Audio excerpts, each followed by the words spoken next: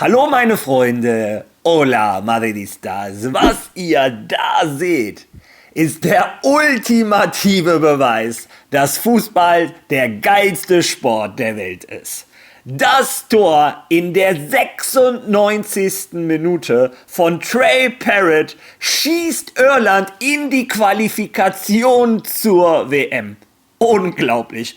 Irland musste vor dieser Länderspielpause zu Hause gegen Portugal gewinnen, eine der wohl stärksten Mannschaften der Welt, und auswärts in Ungarn, um diese Chance zu haben.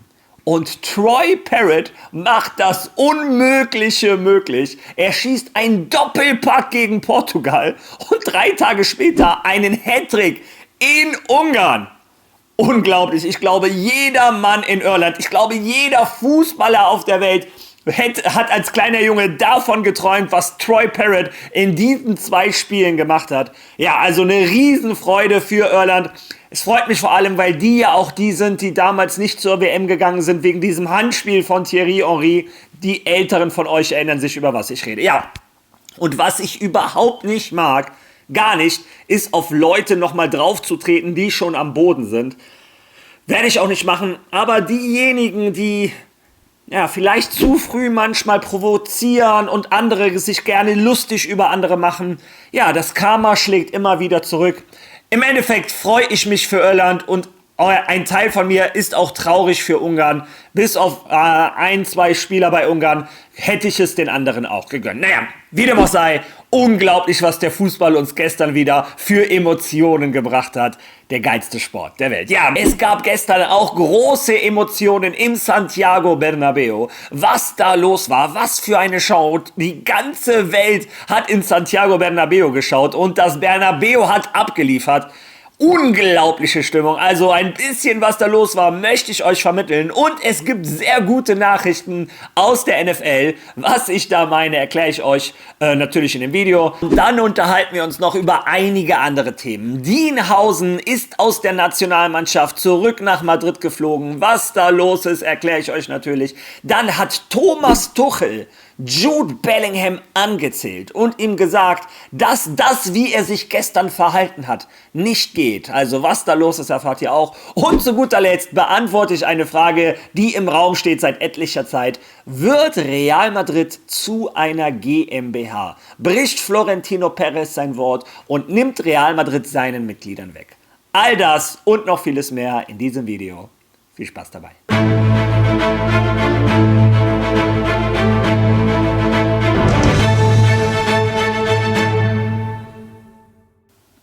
Ja, auch wenn es unmöglich ist, dieses Spiel von Irland in Ungarn gestern zu übertreffen, bleiben wir hier natürlich ein Real Madrid-Kanal und ich möchte euch berichten, wie sich unsere Nationalspieler angestellt haben. Frankreich hat in Aserbaidschan mit 3:1 gewonnen, aber das war's, denn die Madrid-Spieler, die nominiert waren, Mbappé und Eduardo Camavinga, haben keine Minute gespielt, wie gesagt, bereits auf dem Weg nach Madrid. Dann hat gestern Abend der einzige Nationalspieler, der aktiv war, Jude Bellingham. Der gewinnt mit England 2:0 in Albanien und er wird Man of the Match. Also keinen Grund, sich zu beschweren, und trotzdem gab es Polemik. Denn Thomas Tuchel wurde in der Pressekonferenz zu dieser Auswechslung gefragt. Ein Jude Bellingham hätte nicht mit der Mannschaft gefeiert, er wäre sauer vom Platz gegangen. Wie sieht ein Thomas Tuchel das? Und Thomas Tuchel hat zunächst einmal gesagt, ich muss mir das nochmal anschauen, das ist vielleicht deine Sicht der Dinge, ich muss mir das anschauen. Und es fiel folgender Satz von Thomas Tuchel. Ich habe gesehen, dass Jude Bellingham nicht glücklich war, als er ausgewechselt wurde. Ich will das nicht überbewerten, aber ich bleibe bei meinen Worten. Verhalten ist entscheidend. Und Respekt gegenüber den eingewechselten Mitspielern ist unerlässlich. Entscheidungen werden getroffen und als Spieler muss man das akzeptieren.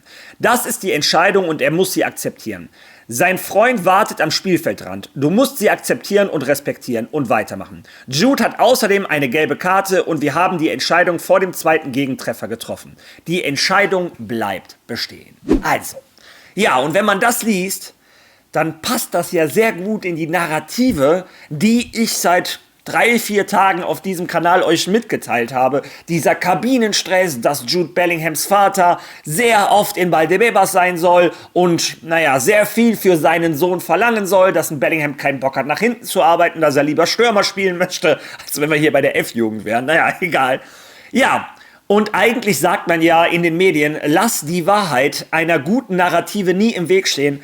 Aber ich möchte auf diesem Kanal immer ehrlich sein. Auch wenn mir das gerade so ein bisschen in die Karten spielen würde, oder sehr in die Karten spielen würde, ich habe mir die Auswechslung angeschaut. Und ich lasse das mal parallel laufen. Und ich sehe nichts. Ich sehe ihn oben, wie er mit der Mannschaft das Tor feiert und wie er danach normal vom Platz kommt. Okay, der rennt jetzt nicht lächelnd vom Platz und umarmt alle. Das verlangt ja auch keiner. Der nimmt sich da irgendwas vom Arm und geht runter. Aber ich sehe da keinerlei Skandal. Also, wie gesagt, eigentlich würde mir die Argumente von Thomas Tuchel in die Karten spielen und ich würde euch sagen, seht ihr, Bellingham, ich hab's euch doch gesagt und der muss auch bei Madrid sein Verhalten ändern. Sorry Leute, aber das, was ich da sehe, ist eine ganz normale Fußballauswechslung und ich sehe da jetzt keinen Skandal. Bin ich gespannt, könnt eure Meinung dazu gerne in den Kommentaren lassen. Ja, bleiben wir bei den Nationalspielern von Real Madrid, denn da gibt es eine schlechtere Nachricht. Dienhausen ist nicht nominiert für das Spiel gegen die Türkei. Dienhausen musste verletzungsbedingt zurück nach Madrid reisen. Fabrizio Romano schreibt: Dienhausen verlässt das spanische Trainingslager aufgrund von muskulären Problemen und kehrt ab Montag, also heute, nach Madrid zurück. Ja, also wieder wirklich ein Déjà-vu, wieder verletzungsbedingt muss er von der spanischen Nationalmannschaft abreisen. Was man aus Spanien so hört, ist, dass er gegen Elche im Spiel schon wieder fit sein sollte. Aber das hat man uns das letzte Mal auch gesagt, um uns so ein bisschen zu beruhigen. Und danach war er 2 Wochen verletzt. Ich drücke die Daumen, dass ein Dienhausen schnell wieder fit wird. Es hilft ihm auch nicht, wieder in seine gute Verfassung zu kommen. Denn die letzten Spiele war er immer mit Abstand der schlechteste Mann auf dem Platz. Also ich drücke ihm die Daumen, dass er endlich wieder verletzungsfrei in den Rhythmus kommt. Ich möchte den Dienhausen aus der Club-WM wieder in der ersten Elf von Real Madrid sehen. Ja, und was ich auch sehen will und wollte, war gestern das Spiel Miami Dolphins gegen die Washington Commanders. Und das, obwohl ich kein großer NFL-Fan bin. Mir ging es gestern tatsächlich eher ums Stadion. Und ich habe noch ganz viele Boni obendrauf bekommen. Das Stadion war der absolute Wahnsinn. Lasershow, Feuerwerke, hier blinken, da blinken, Lichter überall. Also ich dachte, ich sehe nicht richtig. Es sah aus wie das geilste Stadion auf der Welt. Und ich glaube, die Amerikaner, die NFL-Reporter sind auch so ein bisschen durchgedreht. Ich habe gelesen, Kommentare wie, gib denen bitte den Super Bowl. Ja, und nicht nur ich als Madrid-Fan sage das, aber ich fange erstmal an, bevor ich zu den Worten des Commissioners der NFL komme. Der Typ, der das meiste Sagen im American Football hat, also der hat sich geäußert zum Santiago Bernabéu. Aber vorher hat mein Madridista-Herz hochgeschlagen. Im Stadion lief ein Zinedine Zidane rum, ein Florentino Perez, ein Antonio Rüdiger, ein Marco Asensio, ein Guti, ein Casillas, etc. Magic Johnson, also wirklich die Highlights, die Creme de la Creme des Sports lief gestern im Santiago Bernabéu rum und es war einfach nur eine unglaubliche Show. Das Spiel hat auch noch tatsächlich abgeliefert. Es ging in die Verlängerung. Die Miami Dolphins gewinnen in der Verlängerung und der Spieler von den Dolphins, ich lasse das mal parallel laufen, feiert natürlich im Cristiano Ronaldo-Stil mit dem Sü, also das Sü war wieder im Santiago Bernabéu, als wenn dieses Spiel gescriptet wäre. Unglaubliche Stimmung. Ja, und das sehe nicht nur ich so, sondern auch der Commissioner der NFL. Hören wir uns mal an, was er nach dem Spiel gesagt hat.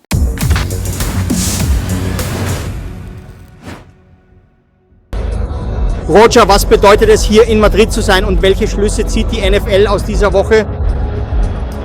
Nun, es bedeutet sehr viel, in diesem Stadion zu spielen.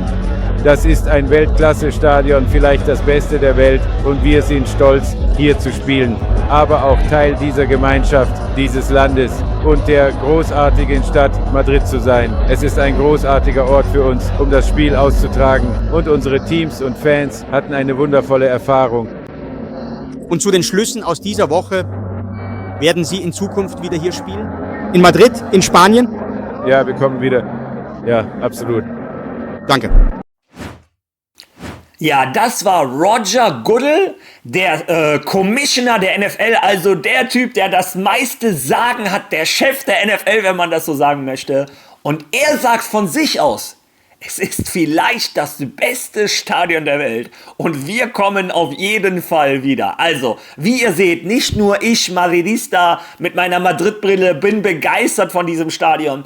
Der Typ, der wirklich was zu sagen hat, der am meisten zu sagen hat in der NFL, sagt, das Bernabéu ist vielleicht das beste Stadion der Welt und wir kommen wieder. Also, ein Rundum-Erfolg für Real Madrid, für das Santiago Bernabéu, für unser Image. Und es gab auch eine Aussage, damit ihr seht, wie Real Madrid in Amerika jetzt präsentiert wurde. Denn der offizielle NFL-Broadcast, also den die Amerikaner hören, der hat gesagt, wir haben versucht, sie mit einem NFL-Team zu vergleichen. Aber es gibt keins. Rekordverdächtige 15 Champions League-Titel, 36 La Liga-Meisterschaften. Das ist, als würde man die Yankees, die Patriots, Montreal Canadiens und die Celtics in einem Team vereinen. So konstant erfolgreich waren sie. Also, als wenn man aus jeder Sportart in Amerika die erfolgreichste Mannschaft nimmt und die in ein Team packt. So ist Real Madrid, Leute. Und das ist, was Millionen und Millionen von Amerikanern live am Fernsehen gestern gesehen haben.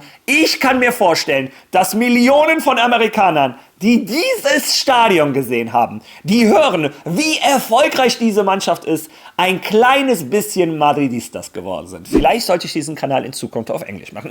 Nein, macht euch keine Sorge. Ja, auf jeden Fall, wie ihr seht, ich bin immer noch absolut gehypt. Ja, und jetzt kommen wir zu einer wichtigen Frage für die Madridistas. Was passiert jetzt bei der Jahreshauptversammlung? Ich habe euch erzählt, Florentino Perez plant Änderungen. Er möchte, viele haben befürchtet, Real Madrid zu einer GmbH machen. Florentino Perez hat immer gesagt, sowas möchte ich nie. Real Madrid soll immer seinen Mitgliedern, seinen Socios gehören. Dann kam dieses Bayern-Modell, wo 49% verkauft werden an stabile Partner. Bei Bayern, was habe ich gesagt, war es BMW, Allianz und den dritten komme ich jetzt nicht, aber Adidas, wenn ich mich nicht täusche. Also stabile Partner. Ja, und Real Madrid hat es jetzt mehr oder weniger, ist klar, wo Real Madrid hin möchte. Hören wir uns die Informationen einmal an.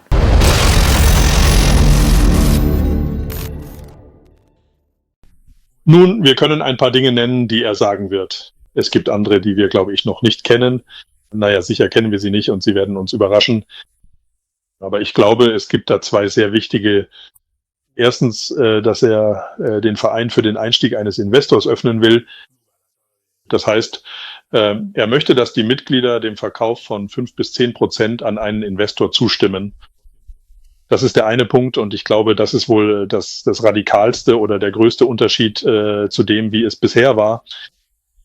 Ein weiterer Punkt ist, dass dies nicht bedeutet, dass Real Madrid zu einer Sportaktiengesellschaft wird. Das ist etwas, was vielen Mitgliedern nicht gefallen hat.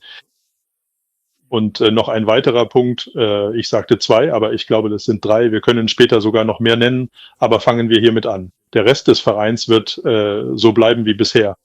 Das heißt, der Verein der Mitglieder, der Präsident wird weiterhin wie bisher gewählt. Der Vorstand wird weiter bestehen und dasselbe tun. Die Generalversammlung wird weiter bestehen und dasselbe tun. Eines der Dinge, die Florentino Perez auf der letzten Versammlung sagte, ist, dass er das Vereinsvermögen effektiv unter den Mitgliedern aufteilen will. Das heißt, das, was er sagte, was 10 Milliarden wert sei, zum Beispiel, soll zu gleichen Teilen unter den 100.000 Mitgliedern oder mehr oder weniger 100.000 Mitgliedern aufgeteilt werden. Das ist sozusagen die allgemeine Idee.